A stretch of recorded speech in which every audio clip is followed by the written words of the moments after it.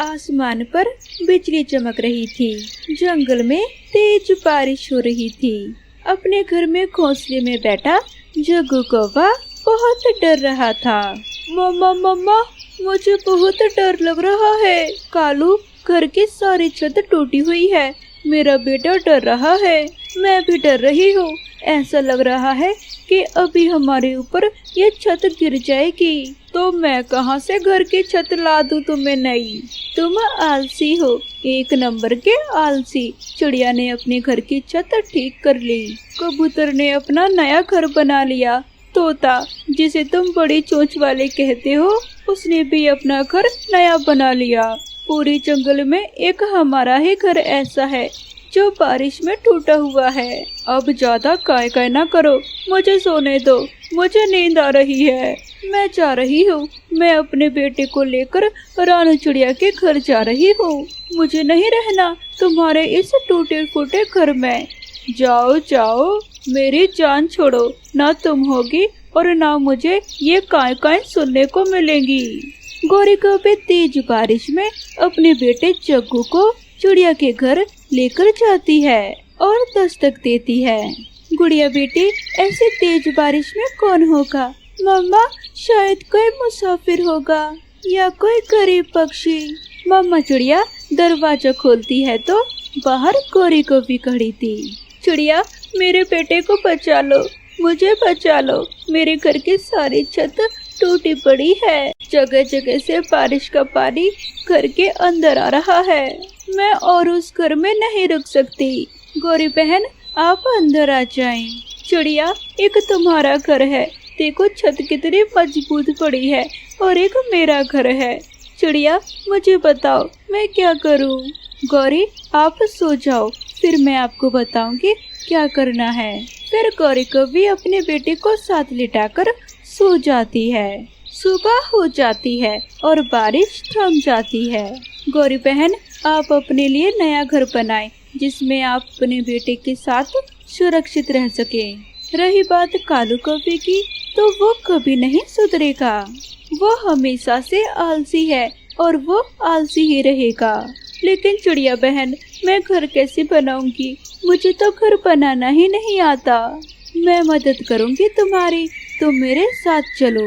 मम्मा, लकड़ियाँ काटने के लिए कुल्हाड़े की जरूरत होगी। हाँ गुड़िया बेटी, लाओ, आप कुल्हाड़ा मुझे दे दो। फिर रानू चिड़िया कुल्हाड़ा लेती है और गौरी कौवी को साथ लेकर जंगल चली जाती है। ये पेड़ सूखा हुआ है, इस पेड़ से हम लकड़ियाँ काटकर घर के लिए ढांचा तैयार करेंगे। चिड़िया बहन, मैं आपका ये एहसान जिंदगी भर याद रखूंगी।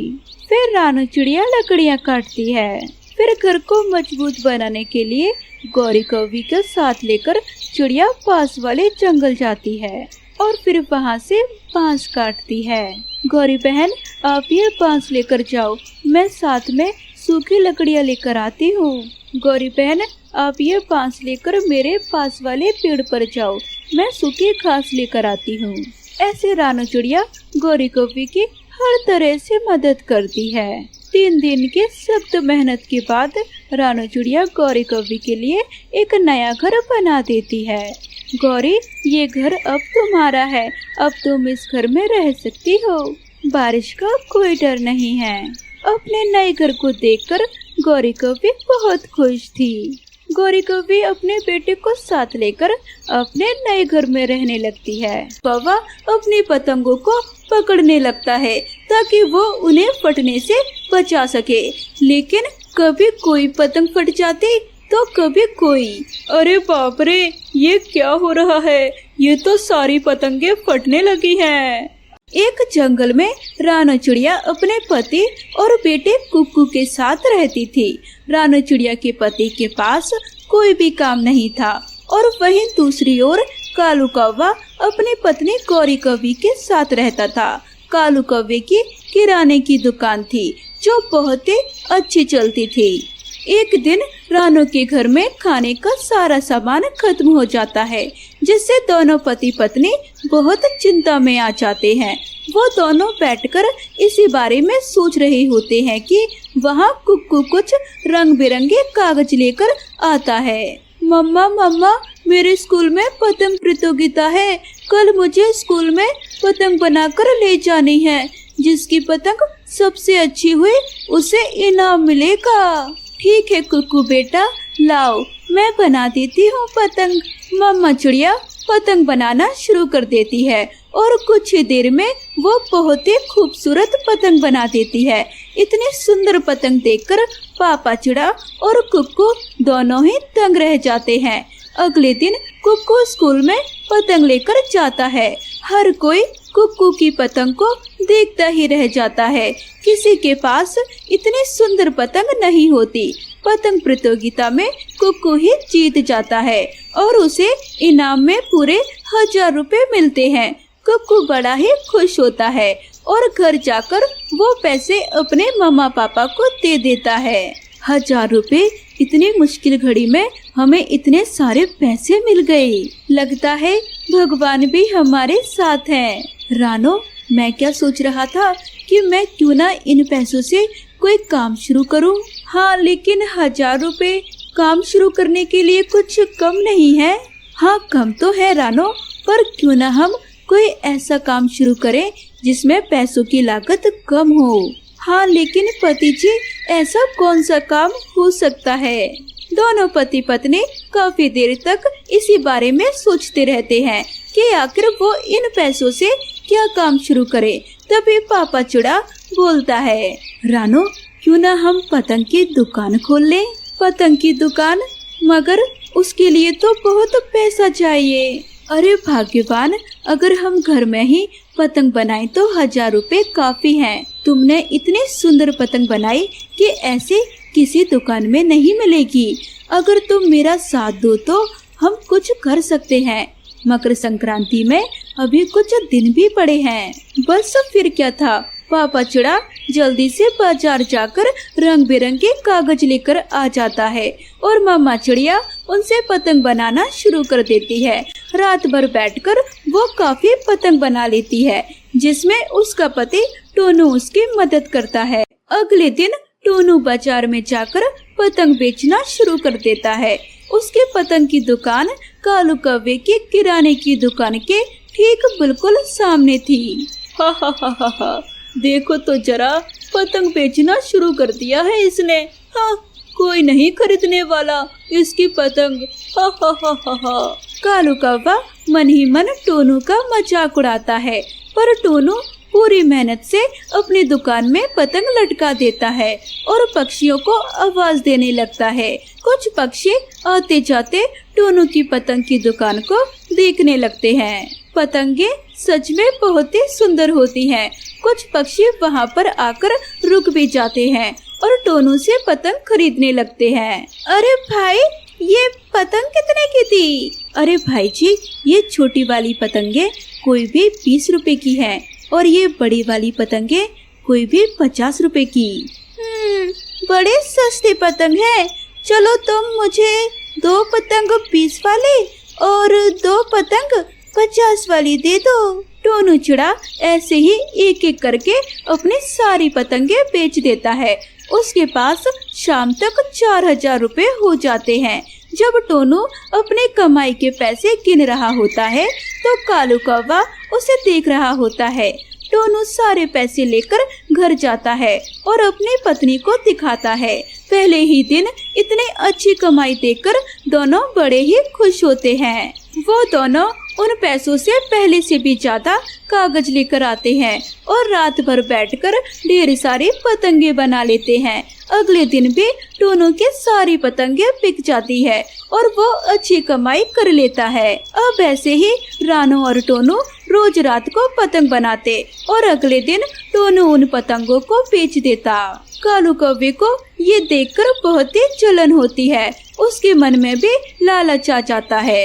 मेरी दुकान में तो कोई भी कमाई नहीं हो रही, सारी कमाई तो ये टोनू करे जा रहा है। क्यों ना मैं भी पतंग की दुकान खोल ही लूं। टोनू की कमाई देखकर कालू कौवे के मन में भी लालच आ जाता है और वो घर जाकर गौरी को सारी बात बताता है।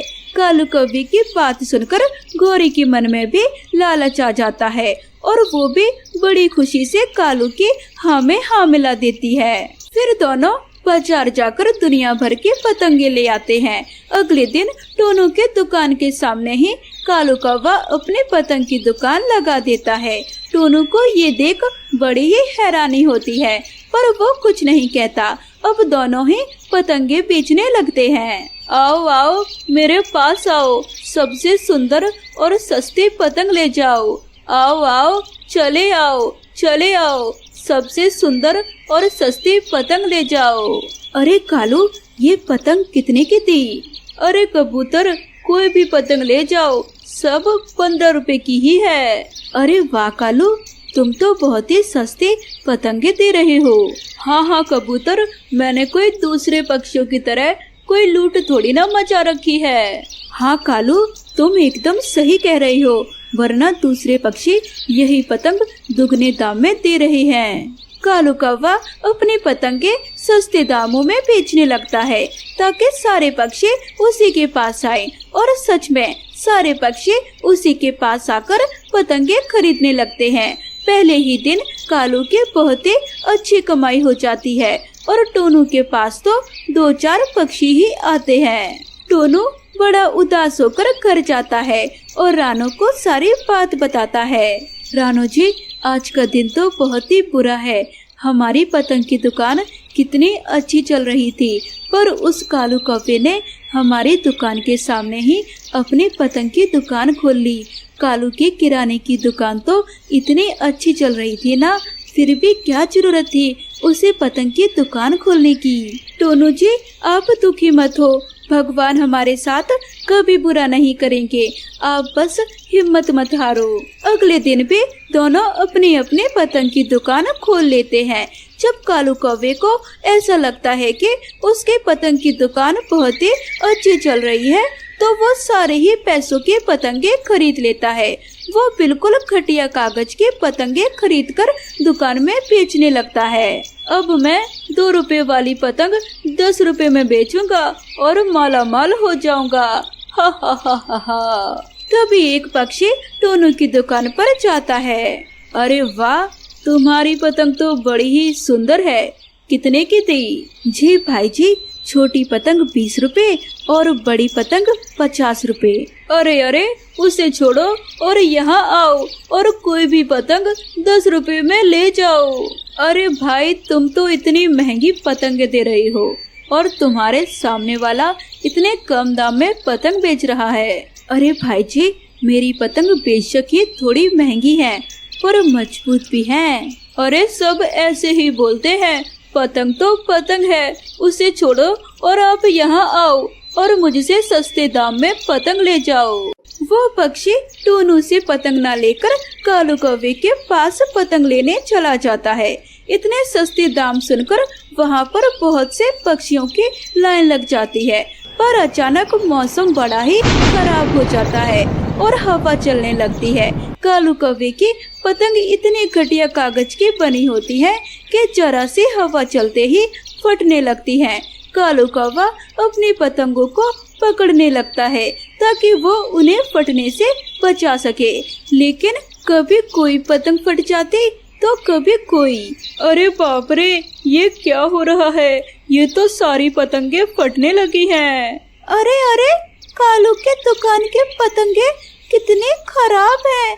देखो तो जरा, थोड़ी सी हवा में कालू के पतंगे फटने लगी। ये पतंग तो उड़ते ही फट जाएंगी। अरे पक्षियों, ऐसी पतंग लेंगे तो ये 10 रुपए भी बर्बाद हो जाएंगे। अरे कालू की तो पतंगे बहुत ही बेकार कागज की हैं। ये कालू का बच्चा हमें पागल बना रहा है। ऐसी बेकार पतंग तो मैं 5 रुपए में भी ना खरीदूं। मैं तो सामने वाली दुकान पर पतंग लेने जा रहा हूँ।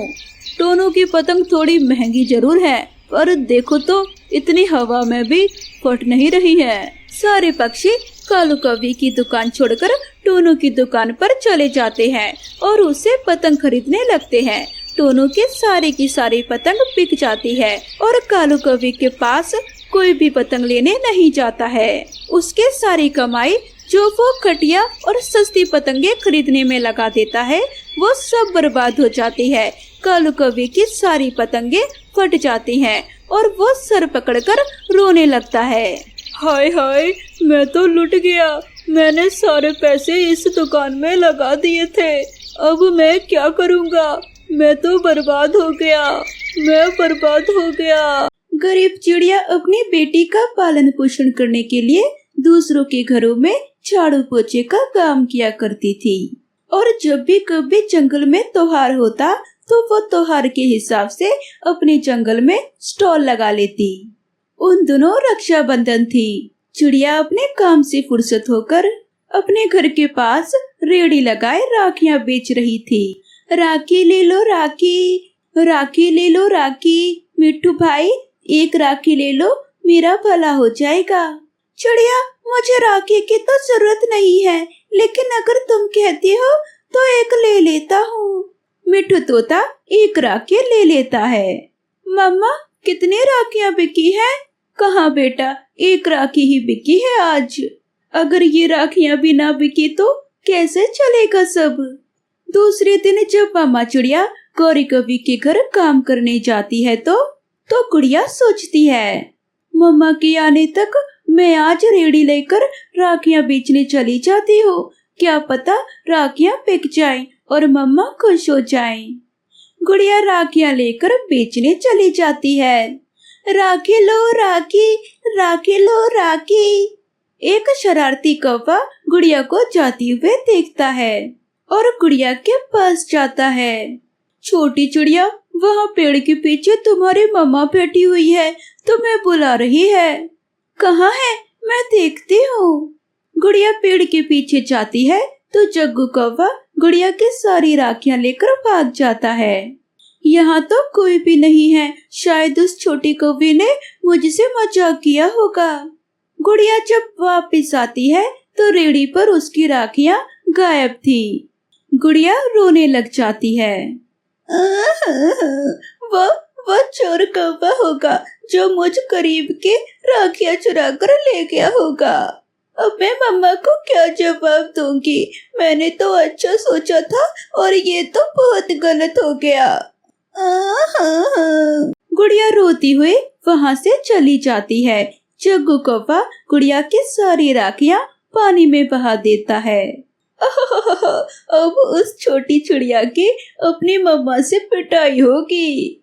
जग्गू कौवा वापस उड़ता है। शरारती करते हुए जग्गू कौवा कभी इधर तो कभी उधर जा रहा था कि एक हवाई ऑटो से टकराकर गिर जाता है। उसके सर से खून बहने लगता है। अपने घर जाती हुई गुड़िया उसे देखकर वहाँ आ जाती है। गुड़िया जल्दी जल्दी से एक ऑटो को रोकती है और उसे बुलबुल डॉक्टर के पास ले जाती है। वो कौवा बेहोश था। ये गौरी कवि का बेटा है, इसकी माँ को बताओ जाकर। गुड़िया जल्दी जल्दी से भागती है और गौरी कवि के घर जाती है। गुड़िया की मम्मा भी वहाँ काम कर रही थी। आंटी आंटी, आपके बेटे जग्गू कवि का एक्सीडेंट हो गया है, मैंने उसे डॉक्टर के पास पहुँचा दिया है। चिड़िया, मेरे जग्गू को न जाने क्या हो गया होगा, मेरे साथ चलो। गौरी कवि भागती है। गुड़िया और उसकी मम्मा उसके पीछे पीछे जाती है। बुलबुल ने जग्गू को दवा दे दी थी। थोड़ी देर बाद जग्गू को होश आ जाता है। मैं कहाँ हूँ? जग्गू बेटा, आप ठीक हो? वो तो अच्छा हुआ ये छोटी चिड़िया आपको हॉस्पिटल लेकर आ गई, वरना ना जाने आज क्या हो जाता। जग्गू गुड़िया को देखकर डर जाता है। आप डरो ना दोस्त, मैं आपकी मम्मा को कोई बात नहीं बताऊंगी। गुड़िया अपनी मम्मा के साथ घर चली जाती है। गुड़िया बेटी, राखियां कहाँ हैं? रेहड़ी तो खाली पड़ी है। मम्मा, मेरी सारी राखियां गौरी कवि के बेटे ने चुरा ली थी, इसलिए तो वो बुलबुल डॉक्टर के पास इतना डरा हुआ था। गुड़िया बेटी, बुरे काम का अंजाम हमेशा बुरा ही होता है।